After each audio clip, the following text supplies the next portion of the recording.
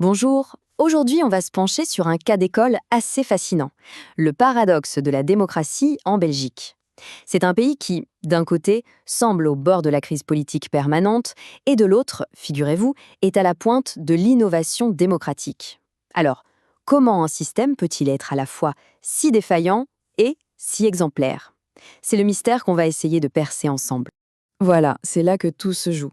D'un côté, on a des classements internationaux qui nous disent que la Belgique, c'est une démocratie super solide. Et de l'autre, eh bien, il y a les Belgiens eux-mêmes qui expriment une méfiance absolument record envers leurs institutions. Alors, qui a raison, les experts ou les citoyens? Allez, commençons par le côté pile, le score officiel. Freedom House, qui est quand même une organisation de référence, donne à la Belgique une note quasi parfaite, 96 sur 100, pour ses droits et libertés. Sur le papier donc, tout a l'air d'aller pour le mieux dans le meilleur des mondes. Mais la réalité, celle que vivent les gens au quotidien, c'est une toute autre histoire. La confiance dans l'État, elle s'est littéralement effondrée. On est passé de 71% en 2018 à seulement 39% en 2023. C'est une chute, une vraie dégringolade de 32 points en à peine 5 ans. Là, on parle bien d'une crise de confiance majeure. Ok, pour comprendre ce grand écart, il faut creuser un peu. On doit remonter aux fondations même du système politique belge. C'est là, dans cette complexité historique, qu'on va trouver les premières clés de cette méfiance. Alors, un concept clé pour comprendre la Belgique, c'est la pilarisation.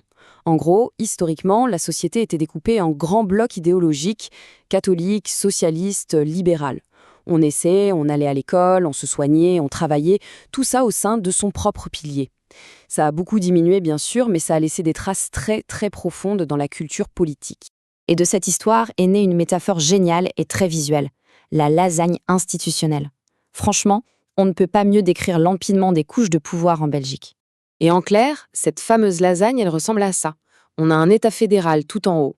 En dessous, 3 régions, puis 3 communautés linguistiques, et puis encore les provinces et les communes. Vous imaginez le casse-tête pour un citoyen qui essaie simplement de savoir qui fait quoi? Maintenant, passons à un autre élément, et pas des moindres, qui explique cette méfiance. Le pouvoir énorme, pour ne pas dire démesuré, des partis politiques. S'il y a un mot à retenir, c'est celui-ci, particratie.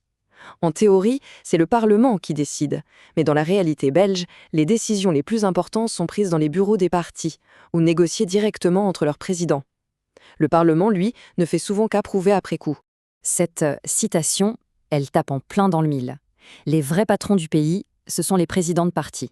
Et le hic, c'est qu'ils ne sont pas élus par l'ensemble des citoyens, mais seulement par les membres de leur propre formation politique. C'est un vrai court-circuit démocratique. Et les conséquences de tout ça, on les voit très bien. La Belgique est championne du monde de la formation de gouvernement, 541 jours entre 2010 et 2011.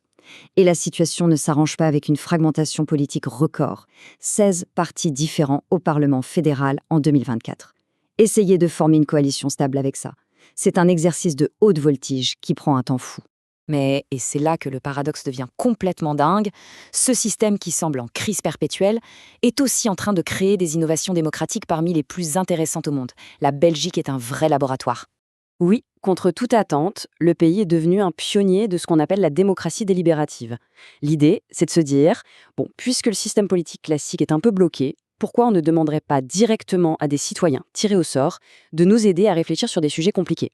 Le meilleur exemple, c'est le modèle osbelgien, dans la communauté germanophone. C'est unique au monde. Il y a un conseil permanent de citoyens qui choisit les sujets. Ensuite, des assemblées de citoyens débattent et font des propositions. Et le point crucial, c'est que le Parlement est obligé de répondre publiquement à ces propositions, d'expliquer ce qu'il en fait. La voix des citoyens est intégrée au système. Et ça ne s'arrête pas là. À Bruxelles et en Wallonie, ils vont même encore plus loin avec des commissions mixtes. Imaginez un peu, 75% de citoyens tirés au sort et 25% de politiciens élus, qui s'assoient à la même table pour trouver des solutions ensemble sur des sujets hyper techniques comme la 5G. C'est une fusion entre la démocratie représentative et la démocratie directe. Bon, alors, comment on fait pour y voir clair avec ces deux visages de la Belgique si contradictoires? Essayons de mettre tout ça côte à côte. Ce tableau, il résume parfaitement le dilemme. Chaque force du système a son talon d'Achille. Le pluralisme, qui est une bonne chose, mène à la particratie. La culture du compromis, essentielle pour la stabilité, crée de la lenteur. Et même l'innovation démocratique la plus incroyable doit cohabiter avec une méfiance généralisée. C'est vraiment le yin et le yang de la politique belge. Et voilà le cœur de notre histoire. la crise et le laboratoire ne sont pas deux choses séparées. En fait, l'un est la conséquence de l'autre. C'est justement parce que le système est tellement complexe et souvent bloqué qu'il a laissé de la place à l'expérimentation. La faiblesse du système est, paradoxalement, devenue le moteur de son renouvellement. Du coup, la grande question qui reste, c'est est-ce que ces innovations citoyennes vont réussir à réparer le système de l'intérieur, à restaurer la confiance? Ou est-ce que ce ne sont finalement que des pansements sur une machine devenue trop compliquée pour être vraiment réformée? L'avenir nous le dira, mais une chose est sûre, le laboratoire belge est à suivre de très très près.